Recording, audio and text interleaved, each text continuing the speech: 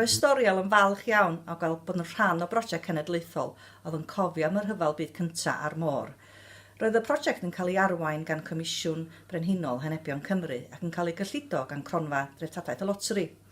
Bu Storiel benderfynu ymatab i'r straeon yma drwy gelf a bu'n ei weithio efo criw o bobl ifanc, sef Criw Celf ac artist lleol Test Urbanska. Creuwyd darn o waith anhygoel ac roedd hwn yn ganolbwynt i'r arddangosfa ac yn halwyd yn Storiel. Fy enw i ydy Test Urbanska a dwi yn artist proffesiynol yn gweithio yn Rhyd y Clafdu ar y Pen Llyn. Y tasg o'n i wedi cael ei ofyn i wneud oedd i gweithio efo rhai o'r genod o Prosiect Criw Celf Gwynedd i creu rhywbeth creadigol i rhoi yn y Storiel. Yr ysbrydoliaeth nathon ni ddefnyddio oedd, athon ni i'r Amgueddfa'r yn Porthmadog a gafon ni cyfle i edrych ar yr arddangosfa yna.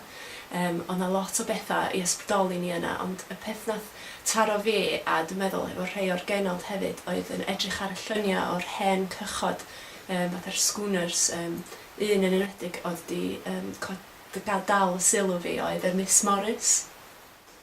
Y peth arbennig am y Miss Morris, dwi'n meddwl, ydy jyst yr ffaith bod yna rhywbeth eitha romantis amdan yr hen cwch, a hefyd nathon ni gwylio ffilm o'r cwch yn cael ei suddo. A gafon ni stori o'r captan yn crio wrth gwachad ei cwch o yn suddo yn y môr. Robert Dafydd Cadwaladr, ysgrifennydd Amgueddfa'r môr yma yn Porthmadog.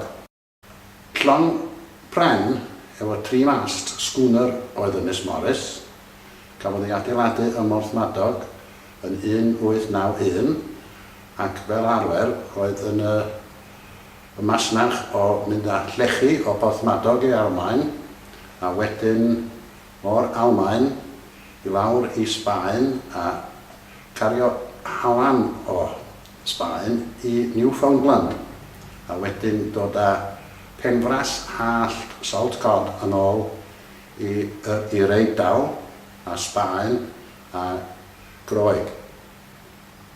Ar ôl bod arfodaeth yma a gadael Genoa, oedd y Miss Morris ar ei ffordd i lawr i Sbaen i chwytho cargo i mynd adra.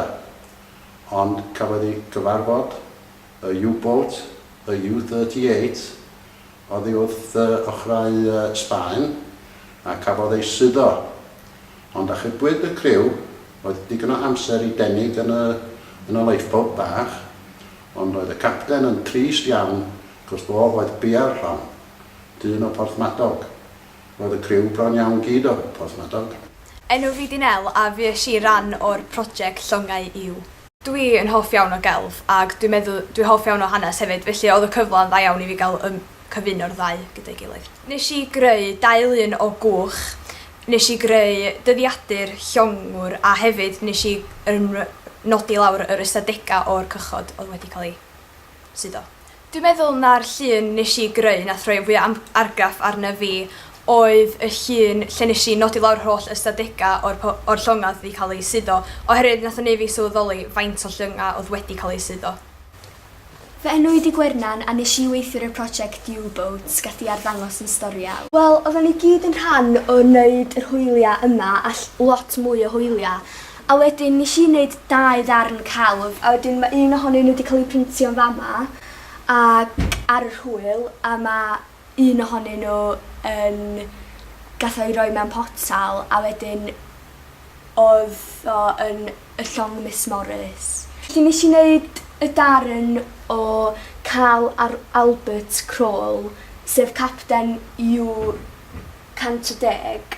ac oedd o ar y llong yn Ynys Enlli a wedyn gath y llong yna i suddo.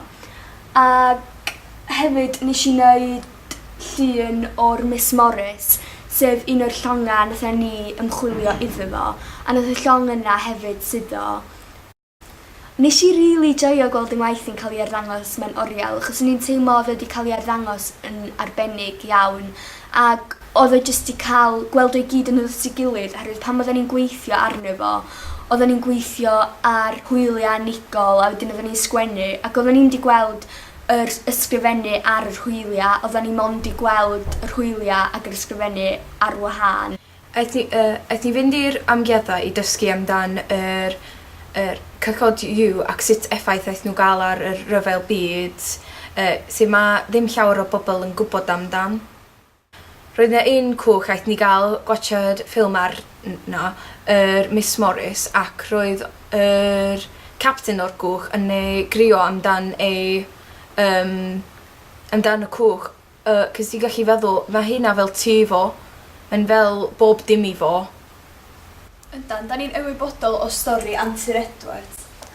Oedd o yn longwr nath fynd i'r môr pryd oedd o'n 18 mlynedd oed, sydd yn ifanc iawn. Yn anffodus nath i longol yn syddo, ond wedyn o rhaid iddo fynd yn ôl ar llong. Gath i long gyntaf o i syddo, ond oedd i ail longo, oedd o'n gwybod beth i digwydd y tro cyntaf. Ac o'na jyst gymaint o pressure amser rhyfel i wneud i fynd i'r môr ac i helpu efo'r rhyfel ac i achub eich gwlad chi. Mae'n amlwg bod tad Antur Edwards wedi bod yn bryderus iawn ynglŷn â'r ffaith bod wedi mynd yn ôl i'r môr. Mae hyn yn amlwg oherwydd bod o wedi ysgrifennu yn ei ddyddiadur o cofia y llongwr rhwng cyfnos a gwawr, mae y long o mor fechan ath mor di mor fawr. Mae hyn yn dangos bod o'n poeni'n fawr iawn am Antur Edwards yn mynd yn ôl i'r rhyfel oherwydd beth yn gallu digwydd. Roedd Francie hefyd yn rhan o'r prosiect, a wnaeth hi'n ei llun o Antur Edwards sydd yn cael ei arddangos ar un o'r hwyliau.